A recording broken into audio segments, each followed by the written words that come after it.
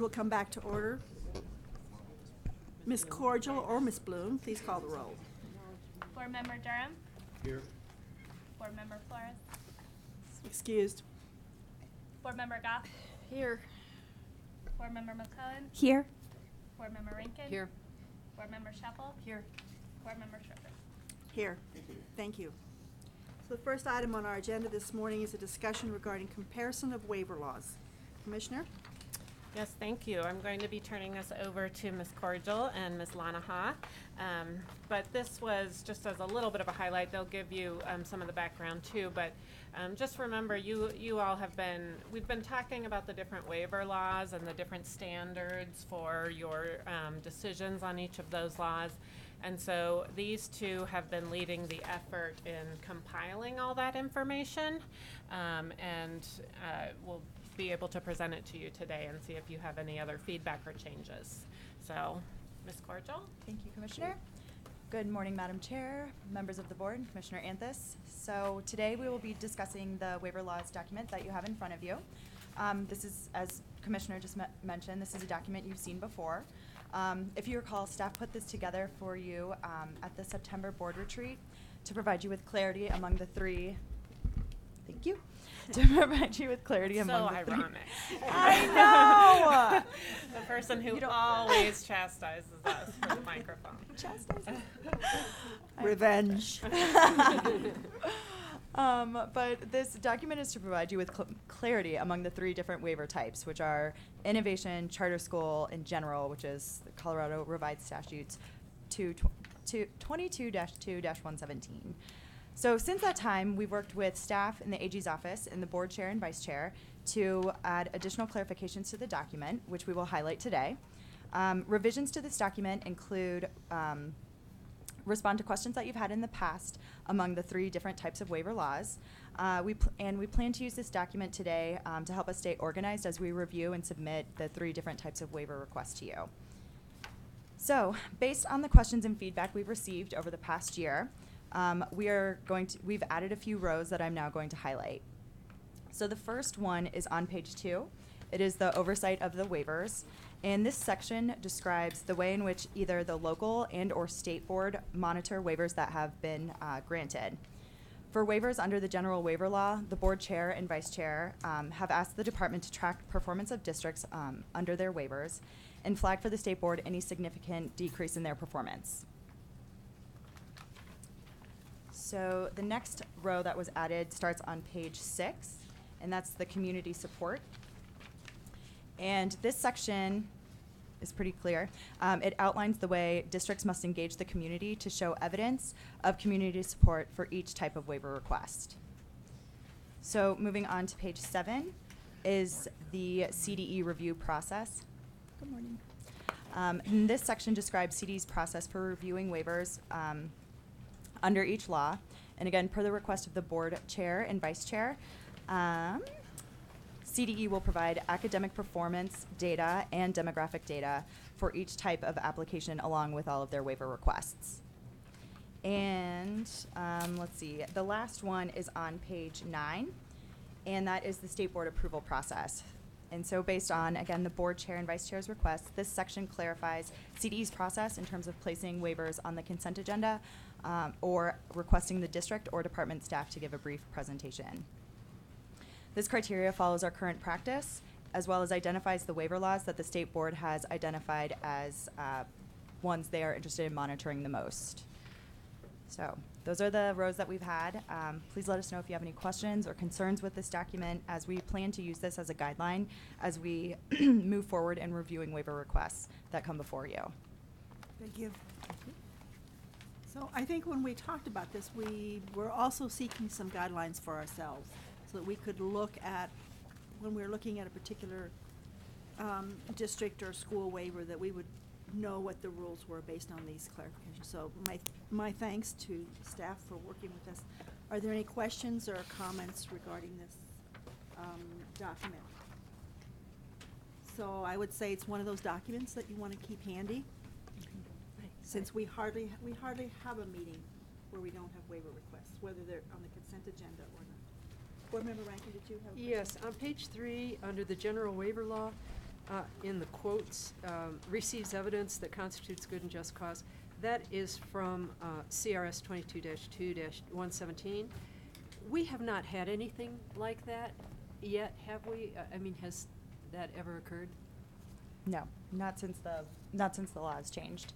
So probably the main way we would revoke a waiver is if the school district revoked their own, or the local board. Correct? So I think the state board is the only board that could revoke the waiver because it is a district waiver that they've requested. So I think it would be based on if the department staff brought forward probable, So it would be the department staff that would make that note Mhm. and then bring it to us. Exactly. Okay, thank you. Board Member Goff, did you have a question? Did you have your hand up? Actually, yes, but I kind of answered it for myself. I was pondering the difference in the 45 days between charter waivers. Our decision is due within versus 120 days under the general waiver law. I know. I mean, it's not news to me. I'm just pondering it. Is that that the general waiver law covers so much more territory that more time would be needed? Because, I don't know, Yeah. maybe I need to be reconvinced that makes sense. Yeah. Well, It's, and that's it a could lot have of to do difference. with the timeline for charter schools to open and Right. what they need to have in place. I'm not sure what the rationale is.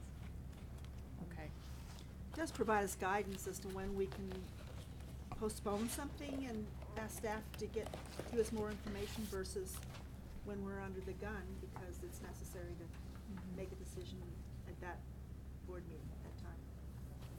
And I would agree that 45 days is tight. Mm-hmm. I don't recall that we've ever taken that much time. We haven't had many of those. Right. And I know we haven't taken that much time, which is fine. I'm sorry. Sorry. Thank you for indulging me. That's I really just- good. And it Thinking may out loud. provide a little more time for the department and district to work together to kind of finalize the plan, because there's an opportunity for the district to request feedback from the department on a draft plan. So it may have a little time for that back and forth engagement before it comes to you as a final draft. Well, so when you say plan, a draft plan,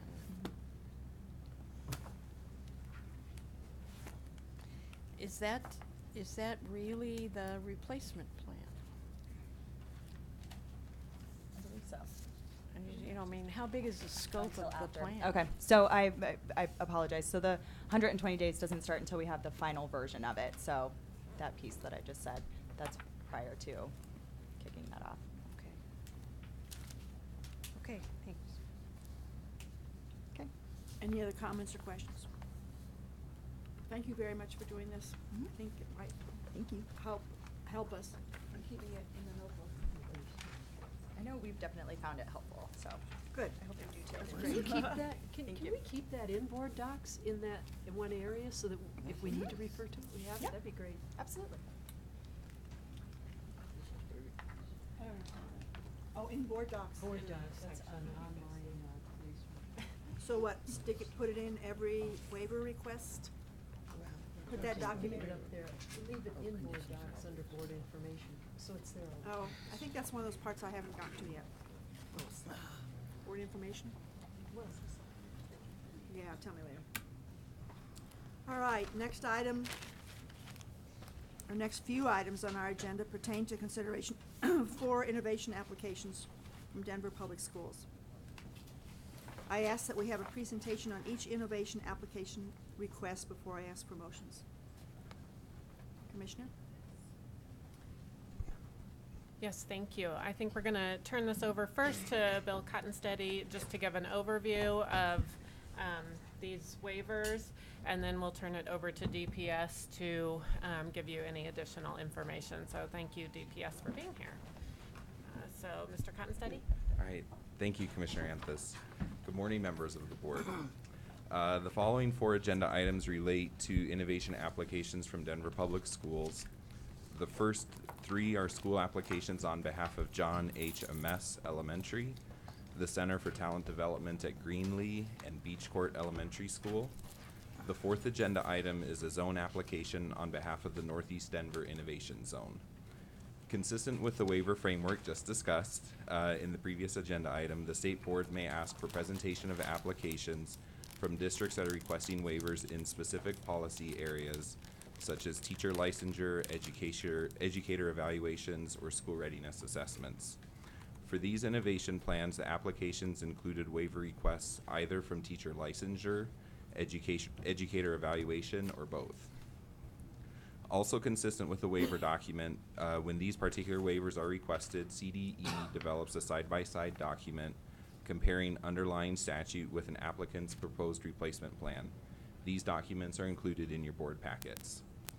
As part of the review process, CDE also works to ensure the district provides sufficient evidence that the proper approvals have been completed for each of the schools. The department reviewed the documentation submitted by the district and confirmed that they provided evidence that satisfied the statutory requirements. With that, I would like to hand the presentation over to Denver Public Schools so that they can share information with you about the 3 innovation plans and innovation zone applications before you today. From DPS, I'd like to introduce the following individuals.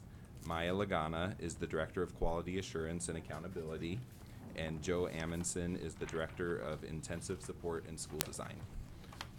Madam Chair, Board Member Durham? just to clarify, Mr. Concetti, you said that you determined that the replacement plans did meet statutory requirements. Is that correct? For the approvals, correct. Thank you. Yeah. Good morning. Thank you for having us here. I'm going to talk a little bit about sort of the authorizing process for the 3 schools, and then Joe is going to talk to you a little bit about the 3 school applications and what they're seeking to do with innovation status.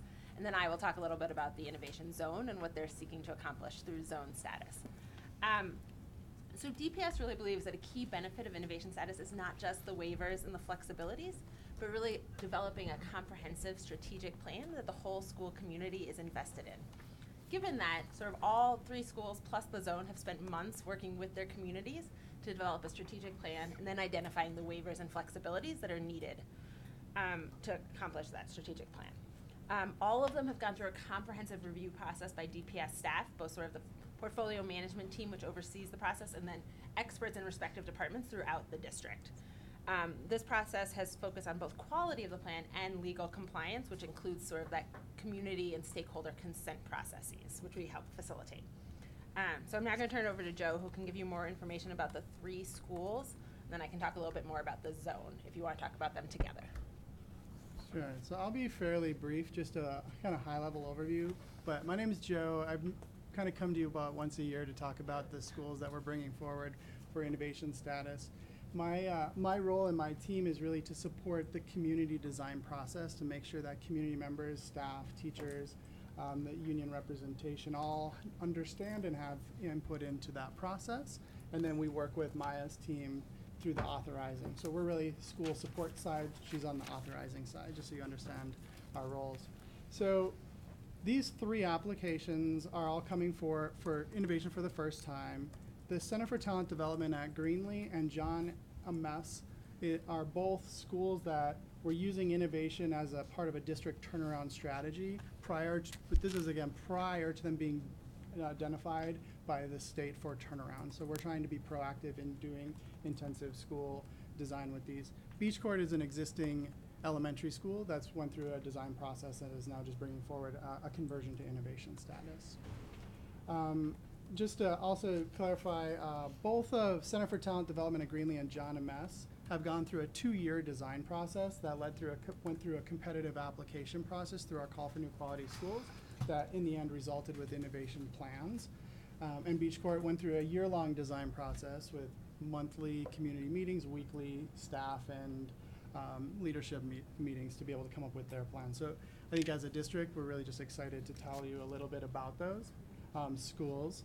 The other thing just to note is the amount of support that these schools, staff and CSC and admin have, and even our DPS board unanimously approving these schools, but over 93% at Greenlee, MS 96, and 86 at Beach Court, with only the most having 2 staff members voting against the plan. So just tremendous amount of support and involvement for the community in the design of these schools. So at a very high level, I'm gonna give you a couple bullet points around each one and why they're doing this design. So for the talent development model at Greenlee is really grounded in the idea that raising expectations for students and thinking about gifted practices and identifying more students of color for gifted programming and applying the learnings of gifted and talented instruction to all students is really their big bet. They're focusing on the idea that talent is more than just literacy and math, and that we want to inspire creativity. We want to inspire all of the different talents that students have. So they're identifying with our gifted and talented department other ways of identifying giftedness and talents through humanities, math, science, and technology, languages, leadership, arts, and athletics. And so their focus is through those gifted cohorts. They're also going to provide gifted and talented instructional practices in all of their lesson planning. So all teachers are going through gifted and talented programming. The other unique aspect of their school is a focus on this birth through 5th grade programming, thinking about developing these talents from partnerships even from birth. So early childhood programming in the school. And another unique aspect of their design is around this residency to teacher program in partnership with UCD. Some unique job descriptions that are coming through that is this idea of a talent development coordinator who is thinking through all of how we make this happen in the school. And our team is also providing a gifted practices dean to research this throughout the school year, so we'll be able to learn from this process so it's not being done in isolation. One of the challenges we've seen in the past of not actually knowing what we're learning from some of our schools. Moving to John and Mess, it's a unique model in that what we're doing is partnering this school with another school in the community, McGlone Academy, and taking the principal of that school to be able to be what we're calling now is a unique role of an executive principal, which you've seen in a couple other schools that we've seen some promise in the district. So that person will oversee both schools and make sure there's continuity and fidelity of the model across both schools. They're a mile apart from each other.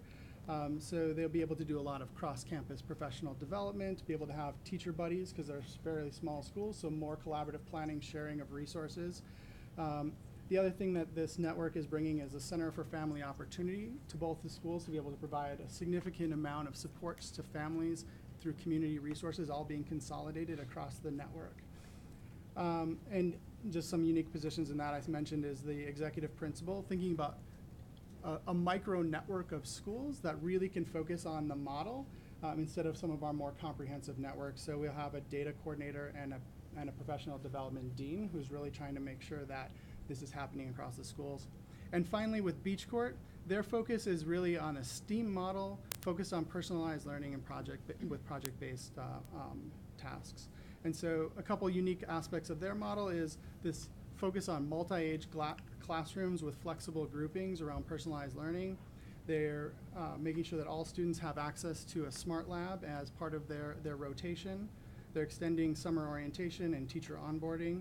Unique aspect of them is our team is also partnering with the University of Virginia's School Turnaround Program with them to do leadership development in their school. And their focus on two-way English and Spanish instruction so that students at the school can learn Spanish as well as students that speak Spanish can learn English. I can stop there. Can I ask a question? Please. You call it Tinley, but Tinley just means English, Spanish. So are you taking a model of either dual language or I read it. They're not a Tinley school, so the thing that's unique about them is knowing that they still want to be able to provide more language development for students is that they are providing Spanish courses courses in Spanish even though they're not Tinley, and courses in Spanish for English speakers as well. So it's really just more of a additional language supports in a traditional model. So it's going to be a course for Spanish for English speakers, Yes. and a course for English for Yep, as part of Spanish their speakers. electives, right? Okay, but I believe they also have a Spanish for Spanish speakers course as an elective. Yes. Yeah, like a heritage Spanish. Okay, so that's going to be different from the main curricula, and these are after school, before No, school? they're part of the elective cycle. So the idea is just to continue to think about bilingualism, not just as thinking about Spanish speakers learning English, but also thinking about English speakers learning Spanish, Yes. which is unique, I think, Yeah. in some of our schools. Okay, thank you. Yeah, thank you. I think the last thing I'd say, and we can talk more specifically about waivers or aspects of the plan, is just some of the things that we are going to be supporting the schools with to make sure that we're learning from these schools as well, is at the Center for Talent Development, we are providing a full-time researcher during the school year to study this in partnership with the Gifted and Talented Department, the Gifted Programming. At John M. S., our team is studying the executive principal role and deciding if this is something that we would ever want to bring forward again as an idea of expanding impact across campuses. And I mentioned already with Beach Court our partnership with the University of Virginia around execution of systems and structures within that model. So I'll pause there, and I'm happy to talk more about the plans if there's questions. Would you rather ask questions now or hear a little bit about the zone and then pause for questions? I think we have some questions, Okay, if it's perfect. okay. Board Member McClellan. Thank you, Madam Chair. So when I was looking at the charts that would go from yellow to green, and there, for example, there's one on page 40, it didn't label what year's results followed 2017, so I take it year one would be the 2018 results. And then, like on page 40, where we see the plan and then, oh, this would be for John H. Amis. Should I wait on this one? Is this more general? That's fine. I just wasn't sure which document. It was you're kind of talking more of a formatting question. So when I first looked at the charts, I thought, oh my gosh, we're doing great. But then I realized, okay, these are the goals. about. Yes. So just as an aside, I know the 2018 results are embargoed right now, so it's driving me a little bit crazy that I see this wonderful goal that I love to see reaching for the stars with the bright green. And then Yeah, the goals are actually for the 2018-19 school year because the goals are for the first year of Oh. innovation status. So That's what we hope to the have by the sta- end of the year. Yeah. so it won't, so that year one result won't, that goal is not for the results that are embargoed today. No. No, Because it's year gonna one. drive me crazy to go, okay, how close did we come? But Yeah, I get it. no. Okay. Under the statute, schools set goals that we then look at the time of renewal, as you know, and so really it's about the first year of innovation status, which is this upcoming year. The one we're sailing into. Okay, Awkward very. timing given today's release, yes. Okay. Thank you very much. That's good clarification. A background question. Tell me about you've had innovation zones, you've had innovation schools for some years. Analyze for me what you think has occurred. We're actually in the middle of sort of doing a really deep dive into that exact question. I think we feel like we finally have enough data to really do an in-depth analysis of sort of the impacts of innovation status across the district.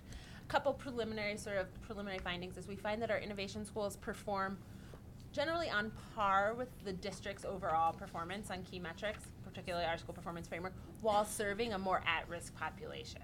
So they tend to have a higher percentage of FRL students, a higher percentage of students of color, and a higher percentage of ELLs than our district-managed schools in DPS, and their performance is on par. So while we would clearly like to see higher results, we do think that for some subgroups, they are achieving higher results than schools that do not have Consistently? innovation status. Not consistently, like our charter sector, like our district-run sector, there's high points and there's low points.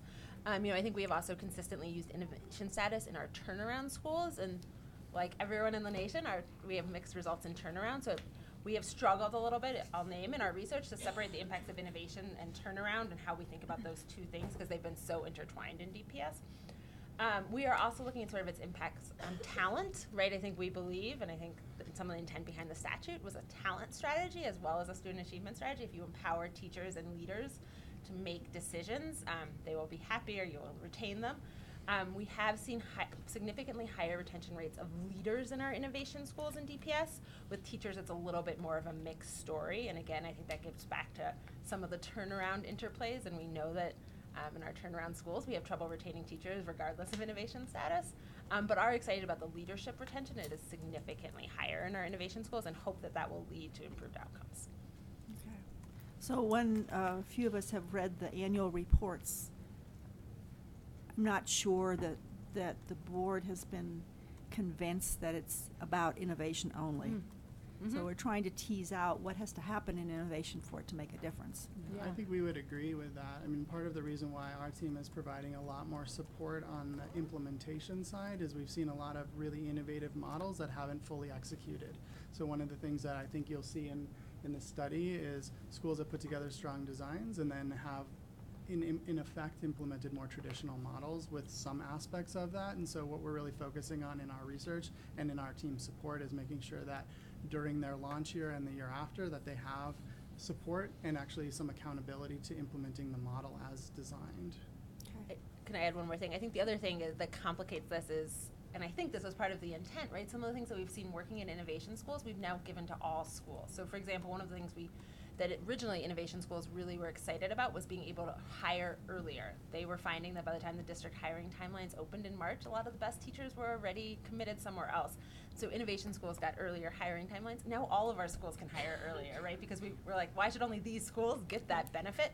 And so I think that also complicates it, right? Like the differences in some ways have gotten smaller. We think there's still key differences and key reasons why schools seek innovation status, but I think that muddies some of the research as well. Okay. Excuse me. Board Member Flores? Madam Chair, thank you.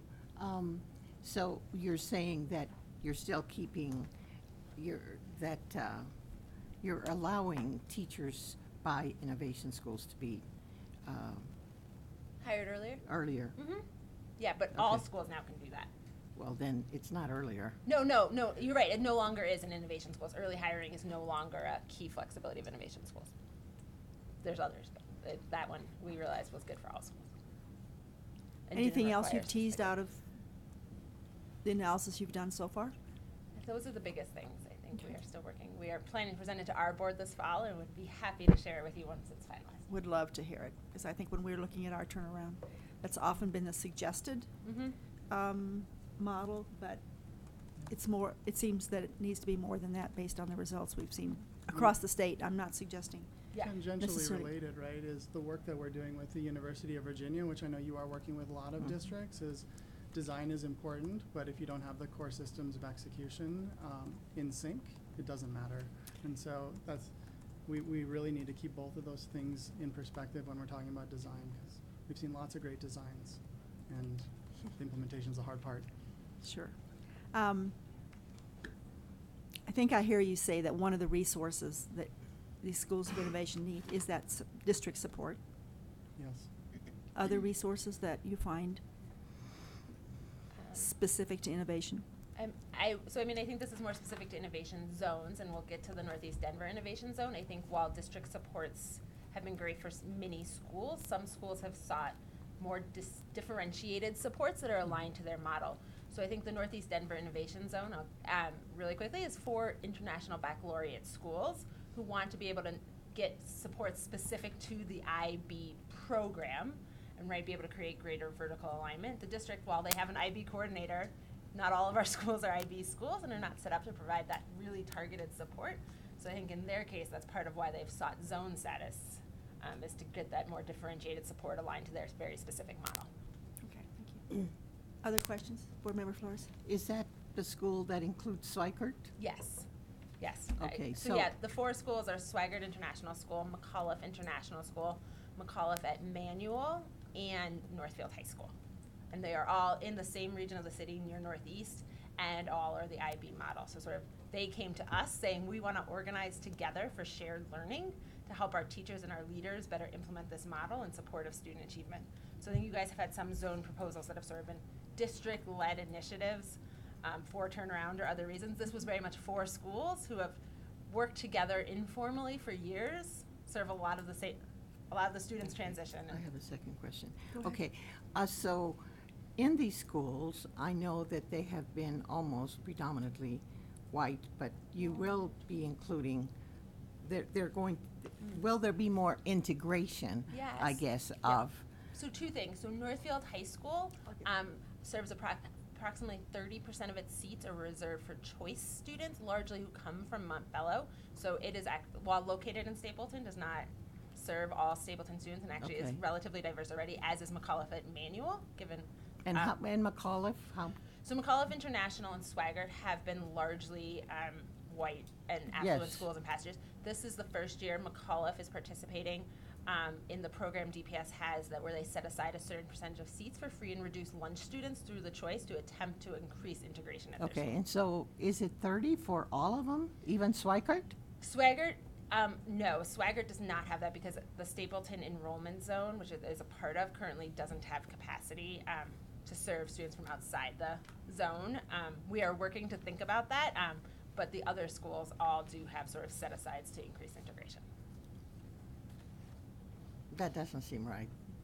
I mean, Swikart should include. Yeah. I mean, the same thing you They did have for to the have others. space, I think is what. Yeah, I think the space. tension is that elementary school, people much more are committed to tight geographic areas because you don't want to send your 5-year-old on a bus across the city, and so I think that's some of the tension, but take the feedback. Right. Thank you. But it should be. I mean, you could find some way to include them even for half a day, even for We have young to think of kids. Yep, no, I Early appreciate that feedback. childhood. We do have other IB schools, elementary schools, that are more integrated. International Academy at Harrington, Right. for Brown. example. But it's Saban. not- But, yep, I mean, yep. given what's known about that area, those schools, Yep. I think they should be more integrated because people of color live in those areas. Yep. Board Appreciate it. Member Rankin? Ms. Lagana, I represent rural areas, and this idea of these schools all working together is kind of new to me. Yeah. And it seems like you have a lot of this going on in the district. When schools work together with, let's say, an executive principal over 2 schools because of the enrollment not being enough, that they can share ideas and share great teachers, I find that very interesting and intriguing. If they do start sharing, are there opportunities, is there flexibility to separate again and go with a different school? Is there movement within your district like that? So from an innovation zone perspective, there is the opportunity for schools to enter and exit the zones on an annual basis if it is not working for them. And then they would either seek to form a different innovation zone or come back into the district network structure. That is an option. And that does happen? It has not happened to date, Okay. but we've only had one innovation zone, and it'll be coming up for renewal for the first time. They've added a school, but schools have not exited to date. Okay. But- And would that be a local board or administrative kind of decision? Yeah, that- actually, so for schools schools can voluntarily enter and exit, and then it's not even a local board decision. If the local board does withhold the right to sort of remove a school from the zone if we don't believe it is sort of academically Okay. benefiting. Thank you. And then I have a follow-up. On page 2 of the John H. Ames school, it says under the school's plan of this elementary school, they use their own evaluation system. The school is attempting to meet the intent of the waived statute. Is it attempting to, or is there something So I think already? that's CDE's interpretation of the waiver. So all 3 of these schools have the waiver from how we would do the teacher evaluations. All 3 are actually using the DPS LEAP teacher evaluation. The So only it thing- is created, in other words? Yes. Yeah, so they are using the existing, the existing evaluation process. The Right. only thing that they have the flexibility to is to add any school-specific criteria to how they want to evaluate teachers. So with Center for Talent Development, they're looking at adding a strand within the evaluation on how well are they implementing the gifted programming, Okay, thank you. but still using the traditional. And I'll just add for the CDE side is the use of the term attempting there is more to just say that we're not providing an evaluation of whether or not they meet the statute, but just trying to clarify this is how they've sought to meet the statute and then leaving it for the board's determination. But the normal model that DPS uses, while it's not the state model, it is a legal accepted evaluation it's a model. recognized. Recognized Yeah. model, yeah. Yes, and so just to be clear, like, we have sort of said to our innovation schools, you're welcome to add to it. If you want to modify it, then that is a different level of sort of legal review. And then do you review it, or our No department? innovation schools to date have actually modified, they've only added. But we would. Yeah, as a rule of thumb, the way that the waiver statute is written is that the discretion sits with the board. And so when schools present plans, particularly the ones that we have flagged are with evaluation or performance or licensure, that we provide just a crosswalk of this is what the statute says, this is how the school intends to meet the intent of the statute. And then the board has discretion whether or not to grant the waiver. Board Member Rankin, I think what you're saying is if something were to change from what they submitted now, like the LEAP system does meet Yes. the statutory requirements, but if they were to change, how would that come back to you? Exactly. And I think we'd have to go back to our little matrix that we talked about earlier today to say, you know, if there was something that changed substantively, you know, maybe there would need to be a revisiting of that particular waiver, because you've granted the waiver based on a certain replacement plan. So It was the word attempting that kind of threw me on that one, but Yeah. it sounds like it's. But if it is LEAP, then it does meet the requirements. Board Member McClellan. Thank you, Madam Chair. I hope this isn't taking us off topic, but the intended symbiotic relationship between these campuses, McAuliffe International, McAuliffe at Manual Middle School, Northfield High, and Swigert International, got me to thinking about a conversation I had with a stakeholder in the business community about the potential for dovetailing efforts, kind of like the Ascent program that is so widely utilized in by one of the local districts in my congressional district, APS, Aurora Public Schools. So I'm curious, are there any plans or efforts to dovetail efforts between the Northfield High School or other high schools and local community colleges? Any intention to try to place them as close together as possible, or to make that transition seamless for students? And I apologize if this is a little bit off topic, but the concept seemed similar and consistent. I'm not going to know as much detail as you might Yeah. want on this, but I know that DPS sort of has heavily pursued an early college strategy in recent years and has had several high schools approved by the state board as official early colleges, and partnered with Community College of Aurora, Community College of Denver. I think there's one out in sort of Golden, Red Rocks Community College, depending on where the schools are located. And so that's definitely something we have pursued heavily, and also have invested heavily in Career Connect, which is sort of an internship apprenticeship model to support students sort of in both pursuing college credit as well as career experience.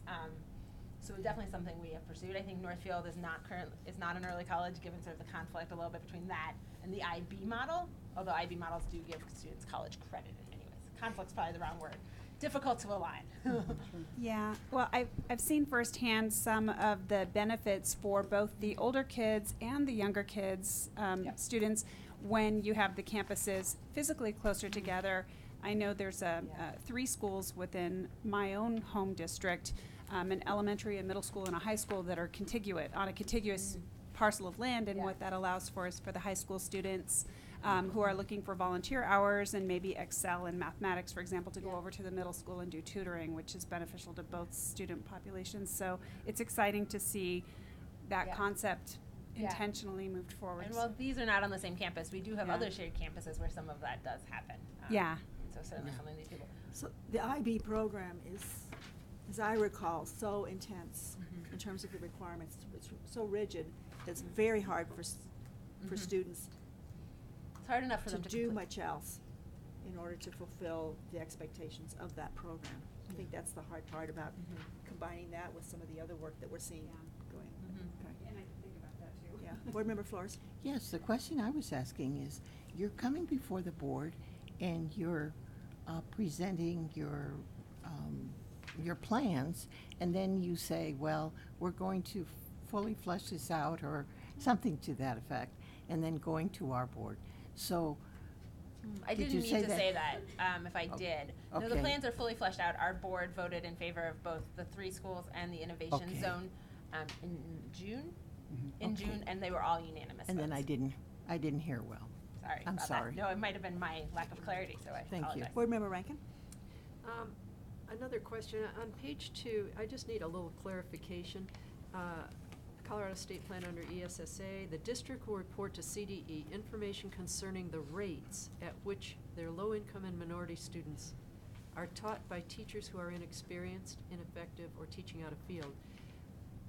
Is rates, does that mean number, and what percentage of students in the district are included in that particular definition? I assume it's number of students that are taught by the out-of-field and Yeah, experienced. I believe so. I think. Not that there's anything wrong with that. Some of the first-year teachers are the best teachers I've Yeah, seen. Board Yeah. Member Rankin, I may, and Bill can chime in here, but this is probably a part of our sort of ESSA ESSA plan, requirement. yes. Remember, we had that Yes. long discussion about this, that we still need to sort of report Yes. the rate, you know, the Yes. rates. I don't have right at my fingertips how that's calculated, if it's number or percentage, but Okay. we Can- could get that for you. And there's no rush, but if we have it for the last couple of years too, I'd like to just see the trend on that, if there is one. You mean, and the question you're asking is, how many students of color or minority students or ESL kids are taught by teachers who are not in Used to field? be highly qualified. Highly Yeah, qualified. it's on page 2, Yes. it's exactly written out. And I was a little concerned about rates, what did that mean? Mhm. I think it means number, but I would have put number. Anyway, that's just, that's something. Well, we can look into that. Thank you. Mhm. But it is a large number, isn't it? Because I remember when I taught with Denver Public Schools, many of the teachers that came to my school were not certificated or were foreign or were working on getting their degrees and such. So, I think we've made a lot of progress in that area. So all core content area teachers hold a valid license or authorization pursuant to state statute before they can be hired, and then to the extent possible, are ensuring that they also are qualified as in-field, knowing that that is a new sort of designation, similar to highly qualified, but newer. right. Any other questions? Proceed, please. Thank you. You had another part you were to speak about, right? I The think we zone. actually covered it, and I was Okay. going to talk about sort of how the 4 innovation schools in the zone, which you have all already approved as innovation schools, sort of have come together and organized for shared learning around the IB model, but I think I already did that, so unless there's Okay. more questions about it, that was all I wanted to share. Great, thank you. Any more questions, folks? I think I need a motion.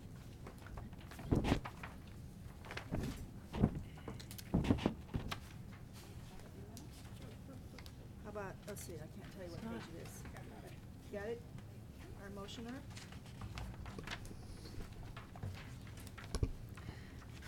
I hope I've got the right one. I move innovation application, item 4.01, 4.04. I move to affirm Denver Public Schools as a district of innovation by approving the innovation school application for John H. Amis Elementary. It's a proper motion. Do I have a second? I second. Thank you. Any objection? Passes unanimously. Go forth. I move to approve Denver Public Schools as a district of innovation by approving the innovation school application for the Center for Talent Development at Greenlee. Thank you. That's a proper motion. Do I have a second? Second. Thank you. Any objection? Passes unanimously. I move to affirm Denver Public Schools as a district of innovation by approving the innovation school application for Beach Court Elementary School. It's a proper motion. Do I have a second? Second. Thank you. Any objection, colleagues? Okay, go I ahead. move to affirm Denver Public Schools as a district of innovation by approving the Northeast Denver Innovation School Zone application for McAuliffe International School, McAuliffe Manual School, Northfield High School, and Swigert International School. It's a I proper sec- motion. I Thank you. second that. Any objection? Thank you very much. Thank you. Do please Thank you. report back to us when you, Yes. some information on your research. Thank you all. And then we can compare it to the statewide.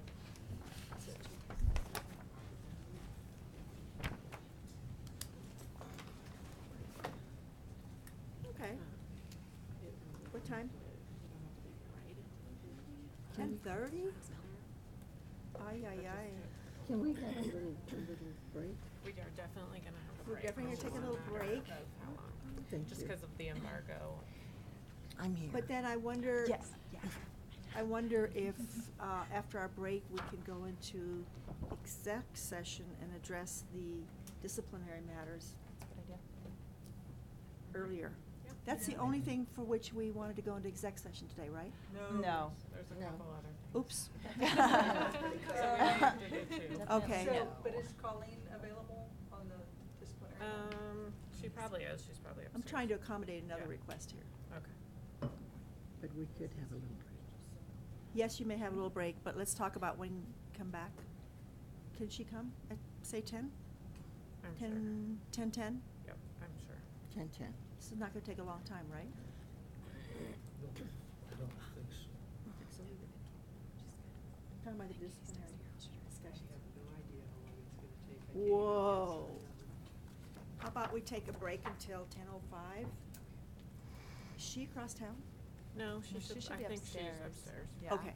I'm shooting her an email. Yeah, we probably. Okay, so Agreed? 10:05? Yeah, come back at 10:05, we'll go into exec session. For one item? No? Yes?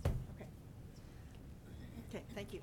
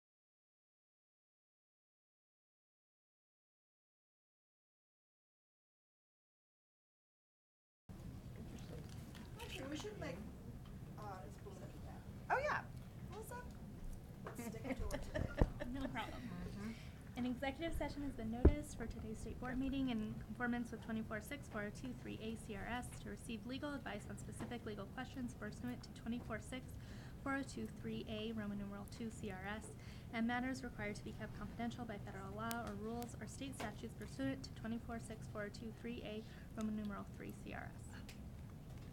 Thank you. Next time, we're gonna ask you to do that into your microphone.